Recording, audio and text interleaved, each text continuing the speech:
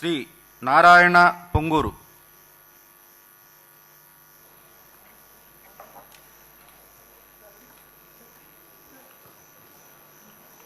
పొంగూరు నారాయణ అనే నేను శాసనసభ సభ్యునిగా ఎన్నికైనందున శాసనం ద్వారా నిర్మితమైన భారత రాజ్యాంగం పట్ల నిజమైన విశ్వాసం, విధేయత చూపుతానని, భారతదేశ సార్వభౌమాధికారాన్ని, సమగ్రతను కాపాడుతానని, నేను స్వీకరించబోయే కర్తవ్యాన్ని శ్రద్ధాశక్తులతో నిర్వహిస్తానని దైవసాక్షిగా ప్రమాణం చేస్తాను.